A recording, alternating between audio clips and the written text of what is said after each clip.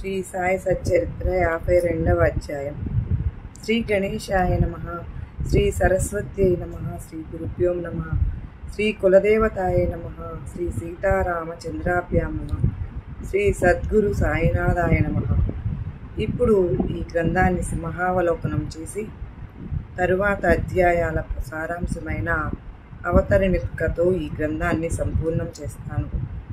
సాయిబాబా శరీరంతో ఉండగా ఆయా సమయాలలో భక్తులకు కలిగించిన అనుభవాలను గుర్తుంచుకోవడానికి ఈ గ్రంథాన్ని వ్రాయించి శ్రీ సాయి లీలా మాసపత్రికలో ప్రచురింపజేశారు.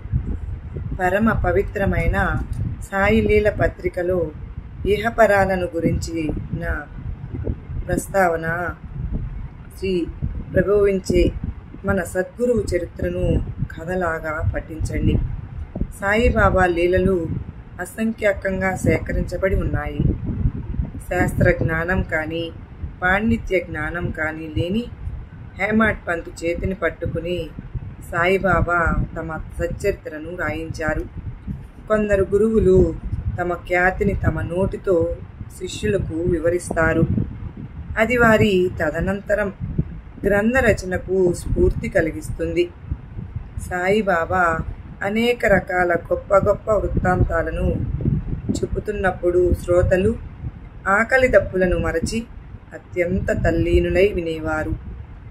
సాయి యొక్క దివ్య రూపాన్ని చూచిన వారి త్రివిధ తాపాలు నశించిపోయాయి. అటువంటి వారి శక్తి ప్రభావాన్ని ఆద్యంతము పూర్తిగా వర్ణించటం ఎవరి తరమూ కాదు, మర్చిపోతారు. అటువంటి ఉదారమైన ఆద్యంతము పూర్తిగా వర్ణించటం సాధ్యమా? ఉదారమైన స్వభావం కల సాయి తమను ఆరాధించిన భక్తులను ఉద్ధరించడానికి తమ వైభవాన్ని తెలిపే చరిత్రను రాయించి ఉంచారు. పవిత్ర గోదావరిలో స్నానం చేసిన తరువాత సాయి సమాధిని దర్శించి ఈ సాయి సచ్చరితను పఠించండి. మీ త్రివిధ తాపాలు నశిస్తాయి. సాయిబాబా లీలలను మామూలుగా ముచ్చటించుకున్నా సరే మనకు తెలియకుండానే పరమార్థం అబ్బుతుంది. భక్తిగా ఈ గ్రంథాన్ని పఠిస్తే కోటి పాపాలు నశిస్తాయి. జనన మరణాల రాకపోకలను వదిలించుకోవాలని కోరుకునేవారు గురుచరణాలయందు మరియు అఖండ గురునామ స్మరణ యందు భక్తి కలిగి ఉండాలి.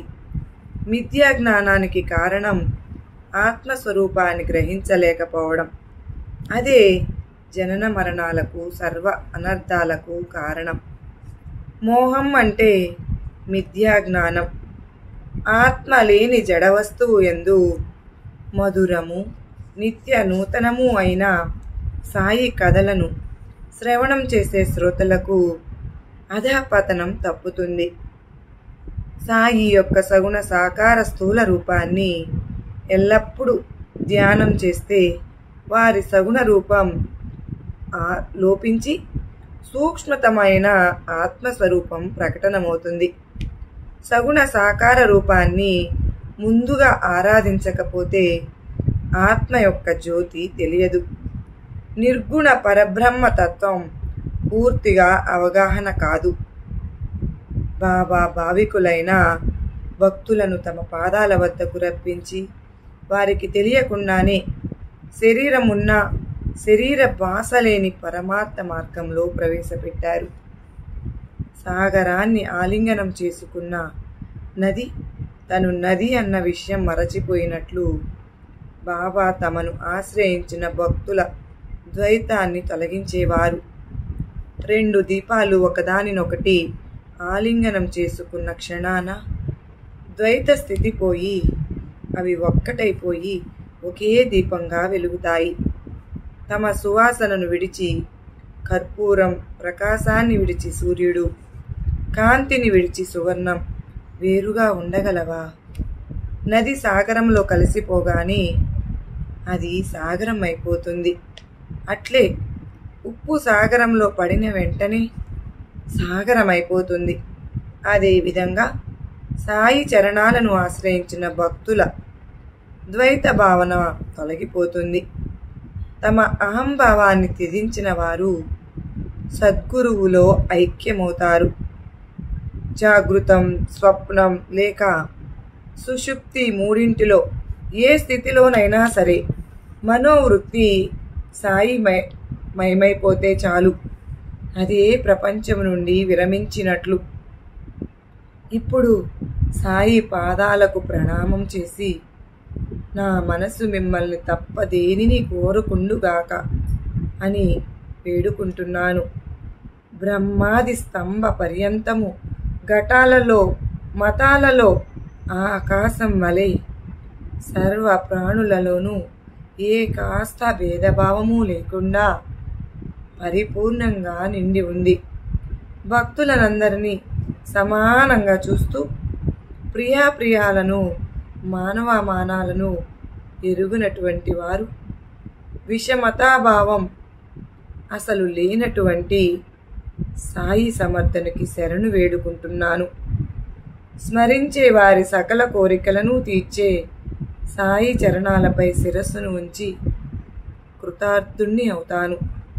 ఇక సజ్జనులు, భక్త శ్రేష్ఠులు అయిన శ్రోతలందరికీ నా ప్రణామములు. గొప్ప స్నేహితులైన మీరు నా మనవిని వినండి. ఇంతవరకు నెల నెల కొంత సమయాన్ని వినియోగించి ఏ సాయి కథలను విన్నారో వానిని ఒక్క క్షణమైనా మరచిపోకండి.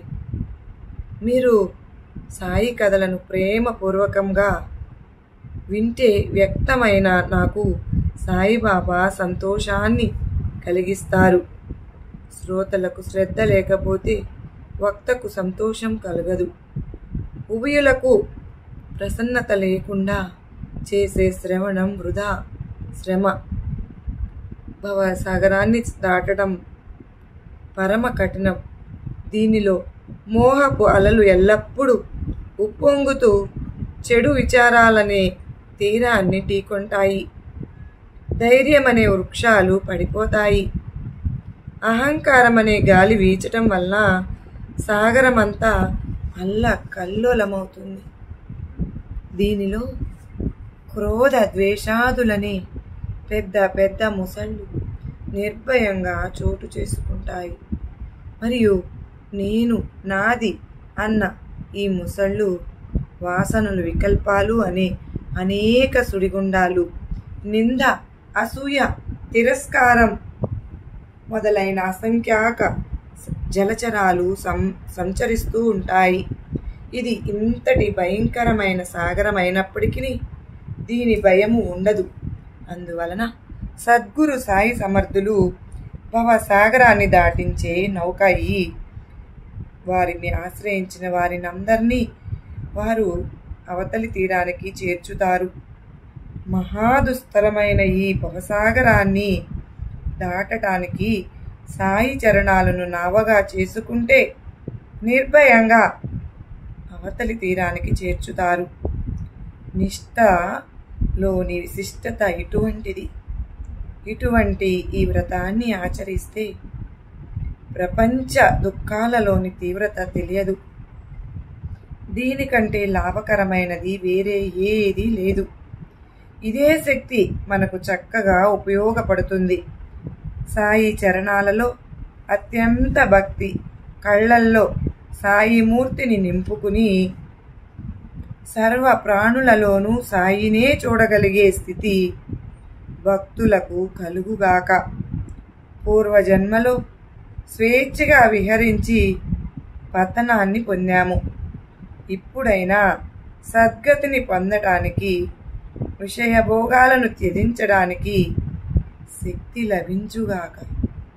సాయి సమర్థులు ఎప్పుడు వెన్నంటి ఉంటే ఎవరైనా ఏమి చేయగలరు అన్న దృఢ విశ్వాసంతో నిర్భయంగా ఉండే భక్తులు ధన్యులు. బాబా సూపర్ బాబా. ఇప్పుడు బాబా చరణాలను పట్టుకుని సకల భక్త జనుల కొరకు వారిని ప్రార్థించాలని అనిపిస్తూ ఉంది. ఈ గ్రంథం అందరి గృహాలలోనూ ఉండాలి. కారణం, దీనిని నిత్యము నియమంగా భక్తితో పారాయణ చేసే వారి కష్టాలు నివారింపబడతాయి. శుచిర్భూతులై భక్తి శ్రద్ధలతో ఈ గ్రంథాన్ని 7 రోజులలో పఠించిన వారి అభిష్టాలు తొలగిపోతాయి. ఇది ఆధ్యాత్మిక దారంతో అల్లబడినది. శ్రీకృష్ణుడు మరియు బ్రహ్మ యొక్క కథలలో నిండి ఉంది. బ్రహ్మాత్మక రసపూరితమైనది. దీనిలో అద్వైతం గురించి పూర్వంగా వివరించబడింది. ఏకనాథ మహారాజు యొక్క కావ్యమనే నందనవనంలో 32 భాగాలుగా ఉన్న బృందావనంలో మనోహరము మధురము అయిన పాయసంలో జ్ఞానులు అజ్ఞానులు రమిస్తూ ఉంటారు. ఈ సచ్చరితను నియమంగా పారాయణ చేసిన లేదా శ్రద్ధగా శ్రవణము చేసిన సాయి సమర్థులు వారి కష్టాలను వెంటనే తొలగిస్తారు. ధనం కోరుకునే వారికి ధనం లభిస్తుంది. మంచి వ్యవహారంలో సంపూర్ణ యశస్సు కలుగుతుంది. శ్రద్ధ నిష్టానుసారము ఫలితం లభిస్తుంది. భక్తిభావం లేకపోతే ఏ అనుభవము కలుగదు. ఈ గ్రంథాన్ని గౌరవంగా పఠిస్తే సాయి ప్రసన్నులై అజ్ఞాన దారిద్ర్యాన్ని నశింపచేసి జ్ఞాన సంపదను ప్రసాదిస్తారు. ఈ గ్రంథ రచన సాయి యొక్క సూచన. అట్లే వారి మనసులలో గుప్తంగా ఉన్న వారి సంకల్పం. సాయి చరణాల యందు అనురక్తులై ఉండే భక్తుల జీవితం ధన్యం. ప్రశాంతమైన మనసుతో నియమనిష్టలతో ఈ సచ్చరితలోని ఒక్క అధ్యాయమైనా పఠిస్తే చాలు. అది అమిత సుఖదాయకం. తమ మంచిని కోరుకునేవారు ఈ గ్రంథాన్ని పఠించాలి. వారు సాయి యొక్క ఉపకారాన్ని జన్మ జన్మలకు ఆనందంగా గుర్తుంచుకుంటారు. గురు పౌర్ణిమ, గోకులాష్టమి, సాయి యొక్క మహాసమాధి, రామనవమి, సాయి యొక్క ఈ ఉత్సవ దినాలలో తప్పకుండా తమ తమ గృహాలలో దీనిని పఠించాలి. మనసులోని విషయ ఆసక్తిని అనుసరించి జన్మ ప్రాప్తిస్తుంది. అంతిమ సమయంలో మనసు ఎలా ఉంటే వారి గతి కూడా అట్లే ఉంటుంది అని శాస్త్రం. శ్రీ సాయి భక్తులకు ఆధారం. వారు లేకుండా విఘ్నాలు నశించవు. తల్లి బిడ్డల కోసం తహతహలాడుతుంది. ఇందులో విశేషమేముంది? ఇంతకంటే ఎక్కువగా ఏం చెప్పను. మాటలు రాక ఆగిపోయినప్పుడు మౌనంగా ఉండటమే మంచిది అనిపిస్తుంది. ఇదే యోగ్యమైన స్థితి. అయినా సరే తీవ్రమైన మోక్షేచ్ఛతో నిత్యము శుభకర్మలను చేస్తూ శ్రవణాది నవవిధ భక్తితో భగవంతుని సేవిస్తే అంతఃకరణం పరిశుద్ధమవుతుంది. ఇది సద్గురువు అనుగ్రహం లేకపోతే జరగదు. సద్గురువు లేకుండా పరతత్వ జ్ఞానం లభించదు. బ్రహ్మైవాహం, నేను స్వయం బ్రహ్మను అన్న స్మరణ ఎల్లప్పుడూ ఉండదు. మరి గురువు యందు నిష్ఠ ఉండదు. గురు శిష్యుల సంబంధం తండ్రి కొడుకుల సంబంధం వంటిది. గురువును తండ్రితో పోల్చటం నామమాత్రానికే. తండ్రి ప్రపంచంలోని సుఖాలను అనుభవించే యోగ్యతను ఇస్తాడు, కానీ గురువు పరలోక సుఖాలను కూడా ప్రసాదిస్తారు. తండ్రి అశాశ్వతమైన క్షణికమైన ఐశ్వర్యాన్ని ఇస్తాడు. గురువు శాశ్వతమైన అక్షయ సుఖాన్ని అనుభవింపచేసి అపరోక్ష జ్ఞానాన్ని అందజేస్తారు. తల్లి నవమాసాలు మోసి జన్మనిచ్చి బయటపడేస్తుంది. దీనికి విరుద్ధంగా గురుమాత బయట ప్రపంచం నుండి లోపల పడవేస్తుంది. అంతిమ సమయంలో గురు గురు అని స్మరిస్తే శిష్యుడు తప్పకుండా సాయుధ్యాన్ని పొందుతాడు. కానీ గురువు స్వయంగా శిష్యును కోరితే శిష్యుడు పూర్తిగా బ్రహ్మలో విలీనమైపోతాడు.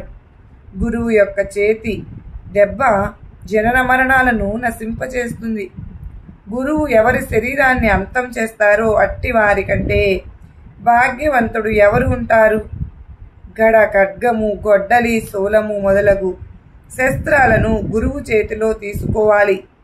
వాని దెబ్బ పడడంతో శిష్యునికి నిజమైన జాగృతి కలిగి సద్గురువు యొక్క మూర్తి కనిపిస్తుంది. ఎంతగా కాపాడుకున్నా శరీరం ఎప్పుడైనా పడిపోవాల్సిందే కదా. మరి అది గురువు చేతితో పడిపోతే ఇక పునర్జన్మ ఉండదు. సద్గురు, నన్ను బాగా కొట్టు, నేను చచ్చే వరకు కొట్టు, నన్ను అహంకారాన్ని సమూలంగా నిర్మూలించు, పునర్జన్మ లేకుండా మంచి గట్టి దెబ్బనే ప్రసాదించు, నా కర్మలను అకర్మలను దహించి వేయి, నా ధర్మాధర్మాలను నివారించు, దానివల్ల నాకు పరమ సుఖం కలుగుతుంది. మోహం కారణంగా ఉద్భవించే భ్రమను నశింపచేయి, నా సంకల్ప వికల్పాలను నిలిపివేసి నాకు నిర్వికల్ప స్థితిని ప్రసాదించు. నాకు పుణ్యము వద్దు, పాపము వద్దు, ఈ జన్మ కోసం వ్యర్థమైన శ్రమను వద్దు.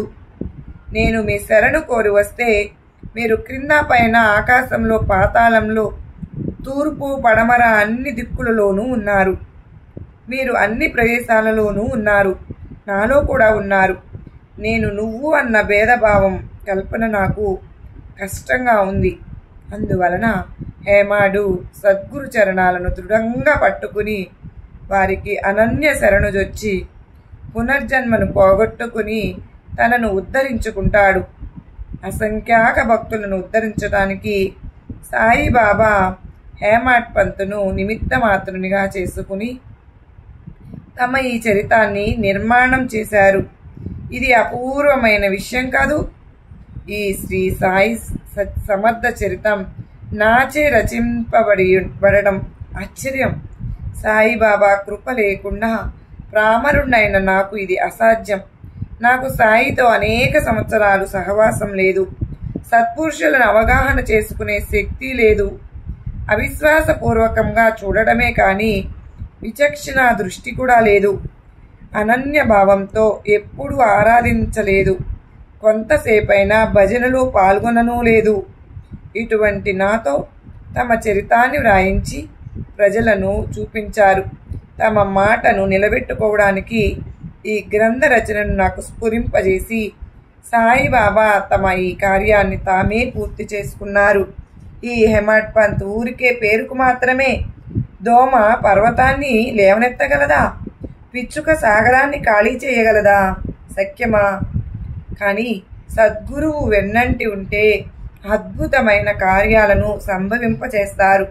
శ్రోతలారా, ఇప్పుడు మీకు అభివందనం చేస్తాను. ఈ గ్రంథం సంపూర్ణమైంది. సాయి యొక్క ఈ గ్రంథం సాయికే అంకితం చేస్తున్నాను. చిన్న పెద్ద శ్రోతలందరికీ సాదరంగా నా సాష్టాంగ నమస్కారం. మీకు తోడుగా ఉండడం వలన కథా పరంపరలతో ఉన్న ఈ సాయి సచ్చరితను సమాప్తి చేయడానికి ఇక్కడ నేనెవరిని? ఇలా అనుకోవడం వ్యర్థమైన అహంకారం. సాయియే సూత్రధారులైనప్పుడు ఇలా అనుకోవడానికి నేనెవరిని? దుఃఖానికి మూల కారణమైన ఈ అభిమానాన్ని, యజ్ఞాన్ని సమాప్తి చేస్తాను. ఇక్కడితో ఈ గ్రంథం పూర్తి అయ్యి సాయి కార్యం పూర్తి అయింది. నా మనోవిష్టం కూడా పూర్తి అయింది. నేను కృతజ్ఞుడయ్యాను. ఈ గ్రంథాన్ని సంపూర్ణంగా అధ్యయనం చేస్తే మనసులోని కోరిక తీరుతుంది. సద్గురు చరణాలను హృదయంలో ప్రతిష్ఠించుకుంటే భవసాగరం నుండి తరింపబడతారు. రోగులు ఆరోగ్యవంతులవుతారు, దరిద్రులు ధనవంతులవుతారు. సంకల్ప వికల్పాలు పోయి మనసు స్థిరపడుతుంది. దీనులకు ఔదార్యం లభిస్తుంది. ఈ గ్రంథాన్ని మరలా పారాయణం చేస్తే పిశాచాల భావ అపస్మారం తొలగిపోతాయి. కుంటి, మోగ, చెవిటి వారికి కూడా ఈ శ్రవణం సుఖం కలిగిస్తుంది.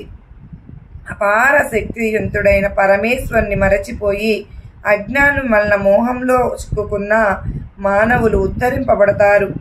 మానవులై పుట్టి అసురుల వలె ప్రపంచాన్ని సుఖాలకు నిలయమని భావిస్తూ శరీరాలను వ్యర్థపరుచుకునేవారు కూడా ఉద్ధరింపబడతారు. సాయినాథుల లీల అగాధం. వారు ఈ హేమాడ్ పంతుకు తమ చరణాలలో శాశ్వతమైన ఆశ్రయాన్ని ఇచ్చి అతనిని తమ సేవకు వినియోగించుకుని ఈ సేవను చేయించుకున్నారు. చివరకు జగత్తును నడిపించేవారు, బుద్ధిని ప్రేరేపించేవారు అయిన సద్గురు చరణాలయందు అమితమైన భక్తితో కళాన్ని మస్తకాన్ని అర్పిస్తున్నాను.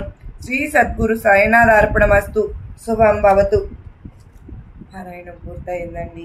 బాబావారి దయ వలన నేను ఎంత చక్కగా ఒక్క అధ్యాయం అనేది చదువుకునే అవకాశాన్ని నాకు కలిగించినందుకు సాయినాథునికి వేల వేల కృతజ్ఞతలు. సర్వే జనా సుఖినో భవంతు.